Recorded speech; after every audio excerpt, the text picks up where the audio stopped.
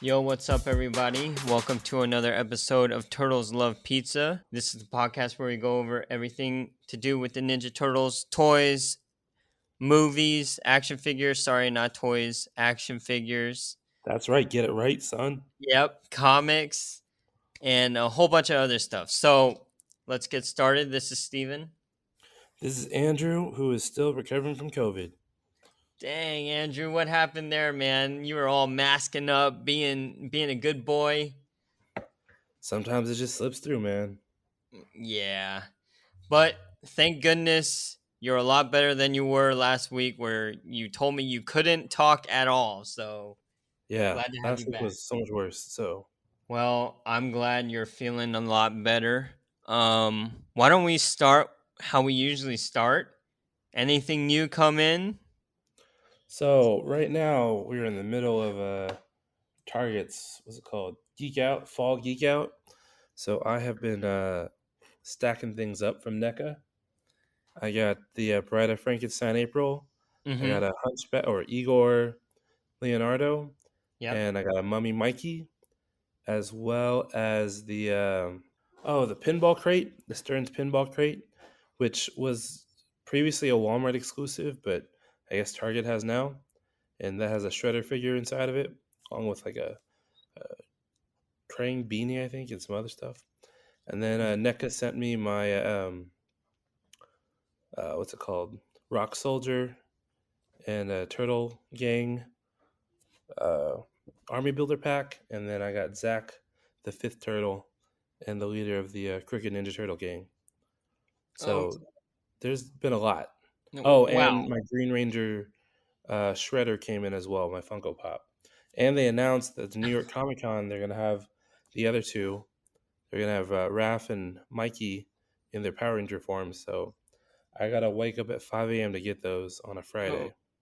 oh wow. 5 a.m. your time? Yeah, 5 a.m. my time. I looked it up. I set an alarm. It's not until October, so I got some time, but I'm tired of paying these astronomical prices for these things. So I'm gonna wake up at 5 a.m. to save like Uh-huh. $50. Okay. Well, what are you ordering for the five at 5 a.m.? What pack It's is the that? Funko Pop. The Funko Pops, the Hmm.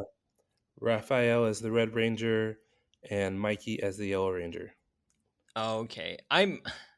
I'm still not very happy about the whole Michelangelo as the Yellow Ranger, because nowadays they have a new yellow Ninja Turtle, which is Jenica. I don't know. Have you heard of that? Yeah, of Jenica? course.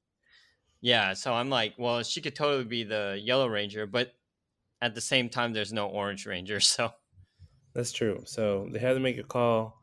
And plus in the original Japanese, the Yellow Ranger is a boy, so is it really? yeah. I In the did not Sentai know. that Mighty Morphin is taking screens from and whatever action shots from, the Yellow Ranger is a boy. Hmm. Well, I'm not bringing that up because of gender. I just think it's weird, and I think it's weird that they don't have a orange ranger. Like they have well, I guess they don't have a purple ranger either. So never mind. No Roy G. Biv there. So okay, forget it. Well, I think later seasons of the Power Rangers might have. Oh yeah, you're right. Like I the mean, it's ones in still going space on. and shit. They just announced Cosmic Fury for 2023. Wow, that just sounds terrible. But It is the first time since Mighty Morphin that the original cast has stuck around for like a third season. wait, what do you mean? Like the old folks are back? No, so they just finished Dino Fury, which ran 2 seasons. And usually after two God. seasons, they start over with a brand new Ranger team. Oh, This time, they got a third season with the same cast. that sounds terrible. Did you say Dino? What? So this current one that just ended is Dino Fury, and the new one's gonna Okay. be Cosmic Fury. Oh my goodness. Okay, before we move on, it are any of those Mighty Morphin Power Ranger seasons? Do they have the guy from Bling Empire as the Red Ranger? What guy? Oh, that one. Yeah, he's. I forgot which season he's from, but yeah, he was a Red Ranger for a while. Okay. Oh my goodness. All right. Um, and since we missed last week, I know a lot of stuff came in last week. I actually ordered along with you on Switch.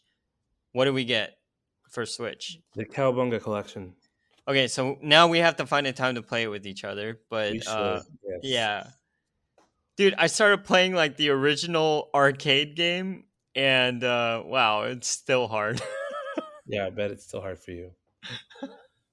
But yeah, have you been able to play a lot, like especially since you've been kind of out? I played a little bit. I played what a Hyperstone Heist. I never actually played that one because I never had a Sega. Okay. So, Um, so when you were out for COVID, were you like out? Like, did you work or anything? I mean, yeah, I was still working. I took one Okay. day off, but I was mostly just pretty fatigued. Like that thing Yeah. just wiped me out. Well, I'm glad you're back again. Okay. Glad I So, survived. yeah. Cuz I remember when I had COVID, I was just coughing a lot and I was tired, but yeah. I was the exact same. I worked every day. So, yeah. Yeah, I think everyone thought I was gonna die. Like when my parents found out, they kept calling, like, "Are you okay?" I'm like, "Yeah, I'm fine. Don't worry about me." I got the Ninja Turtles to to help protect me. Pretty much. And by the way, like they announced that like Armageddon game is gonna be more than I think it's more than like 15 issues. Oh It's gonna wow, it's gonna be a long run, so that's gonna be fun. But we'll that should be talk fun. about that more when that season comes around. Yeah, and I got my opening moves number 2 for Armageddon game, and Uh huh. so Sorry. unfortunately, it was not in my box when I went to go pick it up yesterday, Uh and huh. thankfully they still had an issue in the shop. But the title is too long because What? it's in their system. It's Teenage Mutant Ninja Turtles Armageddon Game Opening Moves, Right. which it is a huge title, Yes, it and so is. it's too long for them to see the entire thing. So they just Uh-huh. assume it's Teenage Mutant Ninja Turtles. Right. So that's why they haven't been putting it in my box. But I mean, if it says Teenage Mutant Ninja Turtles, they should have already put it in your box because it's in your pool. Don't ask me. That's just what my comic shop's been doing. The guy has apologized twice for it. So we'll see what happens. Okay, so we were talking about the Cowabunga collection, and you were playing. What game were you playing? Hyperstone Heist. Hyperstone Heist, because you didn't have a Sega. Okay, got it. Yeah, I So also played yeah, the first Ninja Turtle game for NES. yeah, that's the one I was playing. I hate that one. No, that's not the arcade version. Oh yeah, that's my bad. Yeah, Yeah, it was the first game. It was the first game. that is like the hardest game in the world to play. How far did you get? I got through like a few levels and I was like, screw this. I'm tired of playing the game. Dude, it's pretty hard. So I did the I want to same. game genie it. I want to game genie codes. And like, can you do that on Cowabunga Collection? Oh, dude, you need to look it up and let me know because I I want to need game genie the infinite. crap out of it because I'm like, I I just want to beat the game. I don't really care yeah about how you try because it's like the hardest game in the world. I remember yeah. that game and Ghostbusters 2 were like ridiculously hard. Did you ever play Ghostbusters Ghostbusters 2. 2 for NES? No, never played it. It was just the hardest game in the world when I was a kid. I was like, this is the dumbest thing in the world. Because you're not used to losing, right? And it's not that. It was just like, how do you win this stupid game? Man, I don't know because I never beat it either. I did have Game Genie for that game though. But Yeah, you know and what guess was who has fun? your game genie now? No, I have. Yeah, yeah, I gave it to you. I bought it from you. Oh, right, right, right. But then another thing though is Game Genie doesn't always give you the cheat codes for what you want. You know this? Yeah, but now we have the internet, so you can look up anything. Yeah, that's true. Okay, anyways, let's move on. Let's move on. So, as you guys know, we are currently going over Teenage Mutant Ninja Turtles 87, the animated series. And we are on the final episode of season 1. And that episode, it's got a weird ass name, a weird title. Um, Andrew, it is called Shredder and Splintered. Yep. Okay.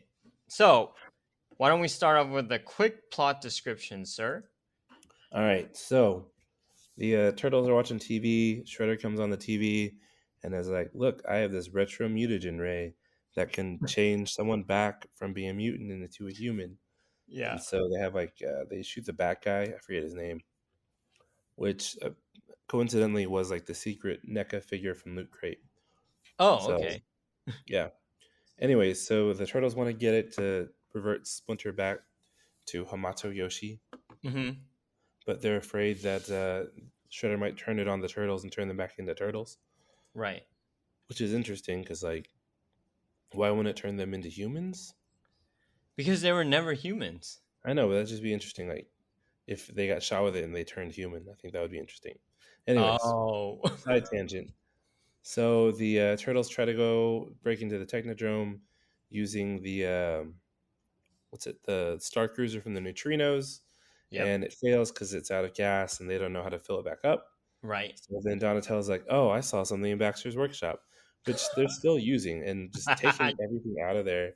Yeah. And so poor Baxter's talking to him. Whenever he goes back, it's going to be like they like took everything.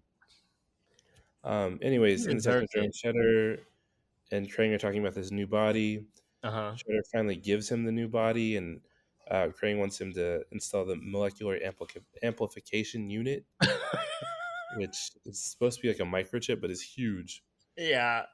Um, anyway, so they do like a whole like Frankenstein thing. It's alive, Uh-huh. and so they break into the tech. So that meanwhile, the turtles break into the Technodrome. They fight like the robots. Shredder and Splinter fight, and then Krang comes to life. And well, in the meantime, April has I guess conned her way into getting a news crew from Vernon, or Oh, not she threatens him, from Vernon. Yeah, remember? it's like this is a hypersonic turtle death ray. It's like a cell phone basically, right? Yeah, It's actually a yeah, cell phone, but she's like, "This is a death ray. I'll kill you." yeah. And Vernon's like, yeah, you can have whatever you want." Yeah. And so Krang comes to, they fight, and then they leave the Technodrome, and I don't know why Krang decides to like leave like the underground area. Yeah. Is he like wants to like go, and he's like his legs are dangling as he's like trying to leap out of the hole.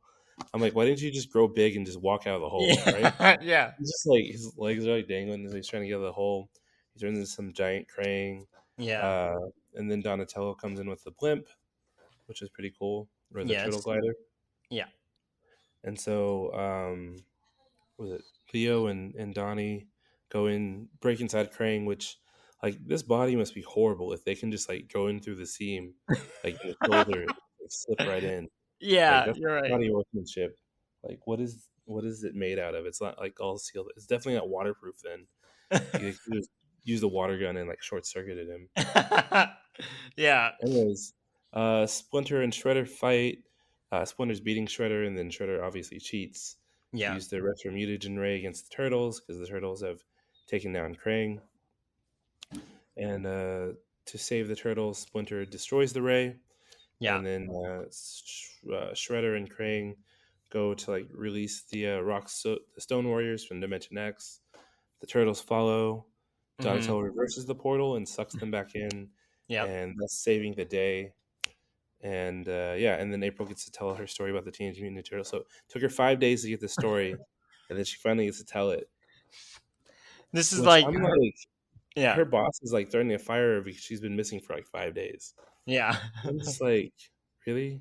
Dude, it's just like what you got to do to get a really good story. I don't know. I you just have to like sacrifice your life basically cuz she almost got killed and she definitely had her apartment completely ransacked. And Oh, and on top of that, she also aided and abetted thieving. So I'm surprised she's not going to jail. yeah. I mean, seriously, she should have gone to jail. Yeah. Um but okay, let's get into it. I had a lot of fun on this episode. It the way you describe it is very matter of factly because you're just giving the plot details, but like it's actually a very fun episode. It's funny, and the art is actually really good. The animation on this episode is really good. It's on par with the last episode and the first episode. But yeah, what did you like about this Did episode? I like I like the whole Frankenstein angle with Krang and Shredder. I thought that was a lot of fun. Yeah, Um, the retro mutagen ray, that was a nice little fun way to like lure the turtles in and also yeah, create some danger. Because like up until this point, there really wasn't any danger for the turtles. yeah. Because That's like true. you can just kick everyone's butt, but this actually had like the hint of something actually going wrong, and it could be bad consequences for them. Yeah. And then like my question is like with the amplification thing, Donnie knew he could just knock it out with his bow staff. Like, why didn't they do that from the beginning? Like, Leonardo spends all Oh, this time trying to hack it out with his katana, and Donatello's like, one shot, done. Like, were they trying to oh, like, preserve it or something? yeah. I think they should have hit it like a pool cue, like Yeah, just that's like what Donnie basically does. yeah.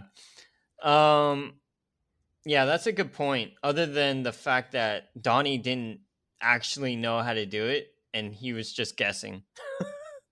I don't know. He just like let Leo go at it for a while. Like this Okay, takes too long.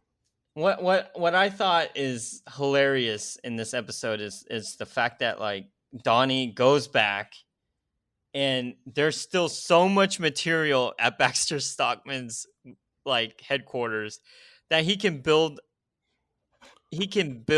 a blimp and a freaking airship that ties to the blimp, and he Yeah, could do that all within 20 minutes of the episode. yeah, and it was only like maybe like an hour or two in there. Yeah, right. And then It's like he had to sew that blimp together, like the balloon part. It looks exactly. like all like hodgepodge together. So And that's what I love about Donatello. And then not just that, oh Baxter Stockman's cleaning lady comes in. yes, that is hilarious. Not even phased at Yeah, all. which means she's seen some shit. I'm sure she's seen some stuff in that crazy lab. And then okay. Let's just talk about the design of Krang's new body. Like, why does it look like an infantile man? You know what I Yeah, mean? it's definitely a man baby. Yeah. And is he wearing short overalls? See, that's like the question, right? Because it looks like he just has like briefs on, like tidy readies, and then Yeah. like this just these straps and a belt. Yeah. It's very much like He-Man, right? Yes, yeah. It's very much like He-Man, except there's a brain in the stomach. And then okay, do you remember like near the end, Shredder comes over and they know they're beat, and Krang is like, "Hold on to me," and his arm, like his machine arms, just turn to wings. Yeah, Like, was that part of the specifications? I guess. And then I there's like three wrinkles on his chest. Are the, are those gills? no, I mean that those are like his pecs. He has like three pairs of pecs. uh, okay. And then Seriously, like I'm looking at pictures of He-Man, yeah. like the old like '80s version of Uh, He-Man, yeah. and it's literally the same costume, basically, except that he has like a cross on the chest part. But it's basically like the red underwear with a Yeah. yellow belt, and then Yep. like these straps, these straps that come down, I'm but looking they at it. cross in the middle.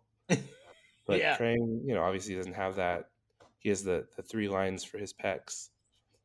So yeah, Yeah. I really think Krang's design is based on He-Man. You know what? That is a really good pull, and I'm wondering if the animators, because I don't think Krang was in. Oh, I don't remember when he was introduced in terms of comic books or I whatnot. mean, because they were like they weren't even called Krang; they were called like Utrom or something. Yeah, that sounds about right because they in the new comic series they come from that planet. whatever you said, Utron. Yeah, So so if I could only remember when Crane was first created in terms of like comic versus movie or TV show, but I can't. But if I could, I would almost say that the animators were just like, I have no idea how to make this body. Let's just I worked on an episode of He-Man. Let's let's just use that as our inspiration. because Utroms look more like Terminators. Oh, do they? Yeah, How do you spell Utron? I'm gonna look it up. Utroms. Oh, Like their okay, bodies are more like a Terminator body. gotcha. And then what I like about this body of his is that it's also super super adjustable. I mean, it's the Swiss Army of hands. Like his Yeah, you hands can can turn it into like anything. morph. Yeah. So man, it's just so funny. Okay, in terms of plot, like, do you like where it was leading the turtles? Yeah, I thought it was good. Because I did like that there's kind of stakes. I think you mentioned this earlier. There are like some stakes to it because of the, you know, the gun that reverts you back to your original form. Yeah, So there are stakes to this episode, and I thought it was really cool when Donatello reverses the teleportation and they just get like sucked back into Dimension X. yeah. And then Shredder's just like being a little petulant baby. He's like, "But I don't want to rule Dimension X." Oh my god, it's so embarrassing. So anything else you want to bring up? I also like how they're messing with Krang, like after they like shrink him back down and they're like fighting him. It looks like they're just messing with him.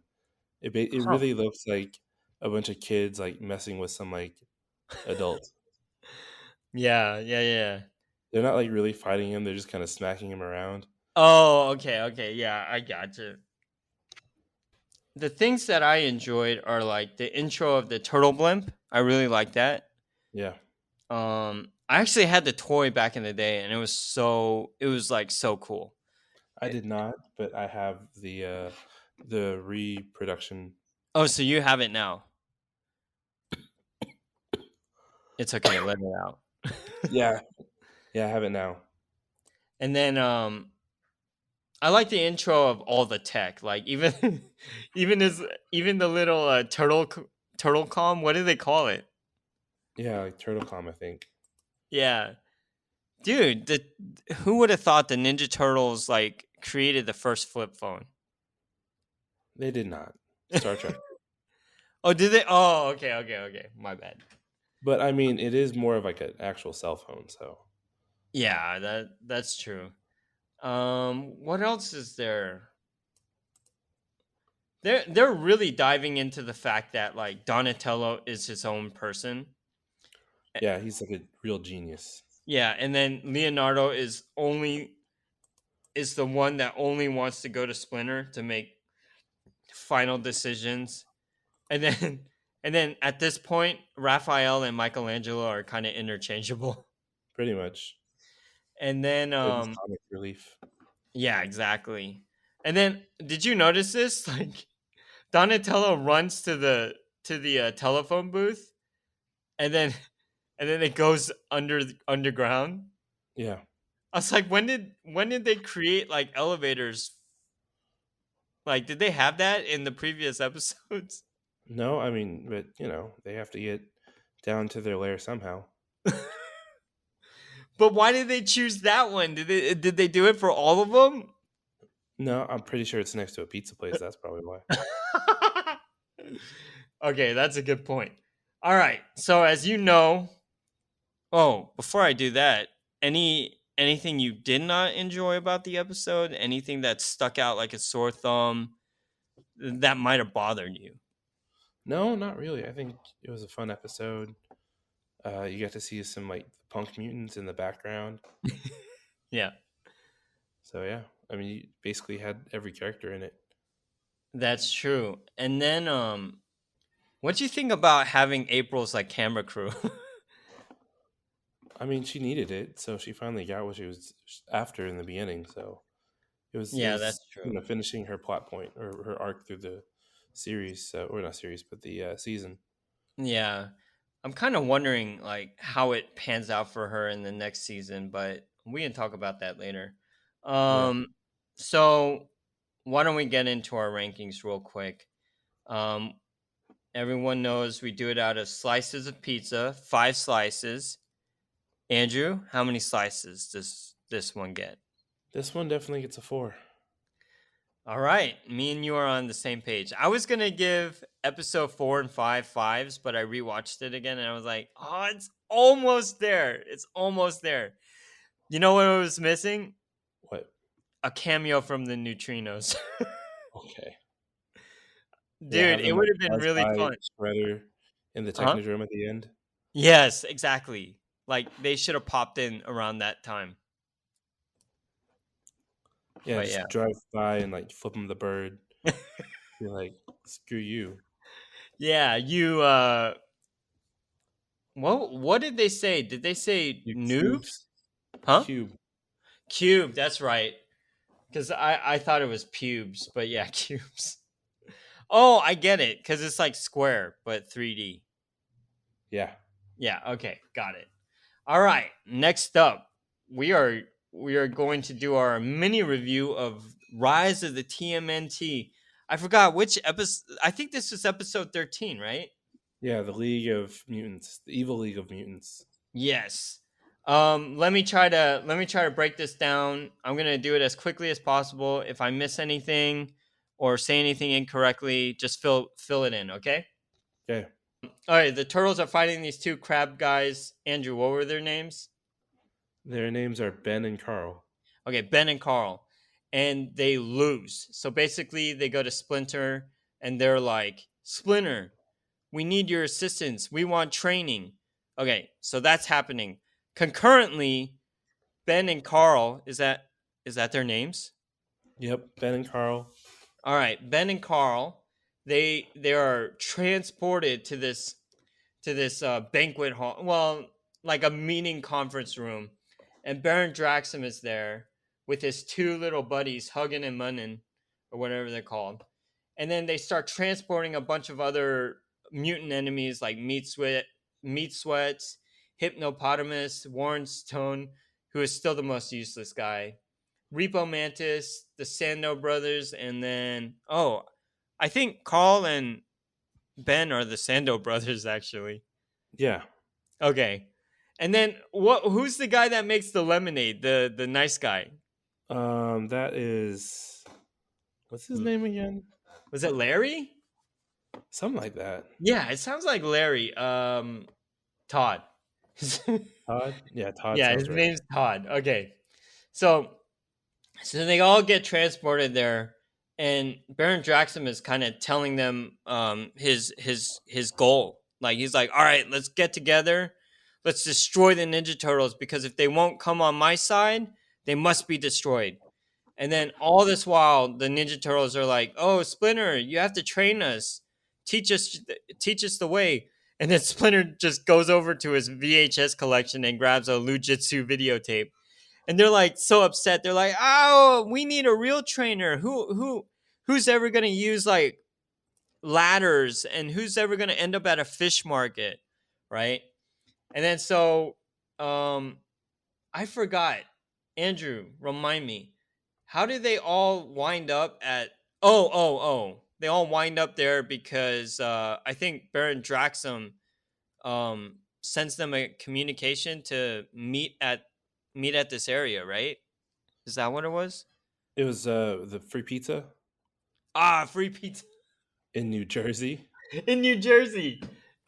And so they go over there, they're attacked, and then somehow they end up at a fish market and a ladder factory, and they start using all the ladders and the fish to fight. And while all of this is happening, Baron Draxum is like, "Oh my gosh, this reminds me of someone. Who is it?" And then he remembers it's Lujitsu. And then it's slowly revealed that the turtles have Lujitsu's like DNA in them. They're the human DNA of the turtles. And then the turtles get really excited. At the same time, they defeat the other guys, and Baron Draxum is still working on uh, bringing them over to the dark side, but they refuse it. And Baron Draxum gets transported to the Foot Soldiers headquarters, right? Something like that. Okay. And then the turtles go home and they're so excited to tell Splinter, Splinter, we have Lujitsu's blood in us. He's our favorite superhero. But they don't seem to realize that Splinter is Lujitsu, which throughout the episode you see certain, non-verbal Flashbacks communication. Huh?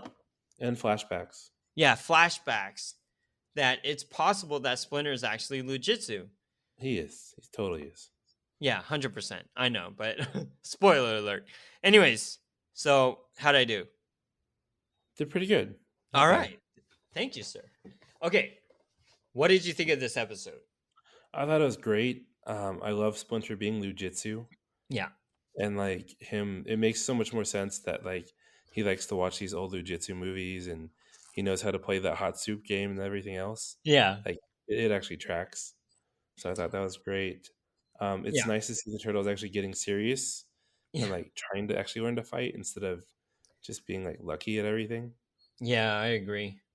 Definitely had kind of like like Avengers kind of vibes of like assembling the bad guys, or like um what's it called? What's the DC version of the bad guys? Like the Injustice League or What was the one with Lex Luthor? shoot. Like the old cartoon where they had like Yeah, the Legion of Doom. Legion of Doom. There you go. It's like Yeah, yeah, having yeah. like a Legion of Doom. Man, I can't believe I remember that. I couldn't remember that, but yeah, like he's like Baron Draxum's like Lex Luthor assembling like a Legion of Doom, Yeah. and then I love having Todd randomly there. Um, Ben and Carl, though, like if you've ever seen the TV show The League, both of them, the voice actors Paul Scheer and Jason Mantzoukas, are both from The League. That was them? Yeah, Dude, I love those guys. yeah. So they're Ben and Carl, but they were both in The League as Mhm. like pretty heavy characters. Especially Paul Scheer, he was one of the main characters. Cuz I like listening to their podcast How Did This Get Made, where they just like rip apart movies. Yeah, you should really watch the TV show The League, The because League. those two, What I is it think about though? it's about fantasy football. Oh. It's very like Okay. crude humor, Yeah. so I'm sure you'll appreciate it. Yeah, sounds like my thing. Yeah, you're definitely more akin to Paul Scheer's character in that. Oh, really? Just like Yes, outspokenly annoying? that too. I gotcha. Um, but yeah, I really enjoyed this episode, especially near the end because the fight scene is incredible when they're actually using the ladders and the fish. That was Oh yeah, very well done. Yeah. I thought it started a little slow, but it built up, it built up. So this particular episode does not get let's get into the ratings anyways. yeah, This episode does not get a 5 for me, but it's a strong 4. yeah. I Uh, agree. I think it was a strong four. It was good action. The yeah. sub kind of story threads through with jujitsu were amazing. Yeah, that's the parts that I enjoyed. And I'm really starting to get excited for finding out more about Splinter because one thing I forgot to mention is that Lu Jitsu actually fought in the battle. What was that called? Battle Nexus or something like that. Yeah, Battle Nexus, and he was the top fighter, which pissed off Baron Draxum. And the Battle Nexus was mentioned in like episode 4 or 5, like the hotel episode. Yeah, So it's actually bringing a lot of story together, and it's really starting to coalesce into like an origin of Splinter, an origin of the Turtles, and all while this is happening, the Foot Clan is in the shadows, like they should be. They're ninjas, right? yeah, So I'm really enjoying how all of this is coming together. Yeah, me too. I mean, I'm really appreciating this story. I mean, it's kind of annoying some of the episodes, the little half episodes, but Yeah. the main storyline is pretty good. Yeah. So hopefully the next episode will continue along. But as you know, Rise of the TMNT, they usually do like some mini episodes, anyways, just to, chill everything out a bit. So, yeah, I'm excited. And now that we're done with Teenage Mutant Ninja Turtles 87, what are we doing next week? That is a question for you because you're the logistics guy. I simply show up and either have seen something or pretend I've seen it. That's a good one. As you guys remember, and as we discussed, Andrew, we will be going over the rise of the rise of the Teenage Mutant Ninja Turtles, the movie found on Netflix. Oh yes, I'm And excited about that. It was a good yeah, movie. yeah. So well, let's rewatch it, and then we'll reconvene next week. And yeah, I think we're done. Sounds good to me. Everyone, stay safe. Don't get COVID. Don't be like me. COVID sucks. So yeah, everyone stay safe and thank you again. We'll talk to you next time. Bye. See ya. Cowabunga.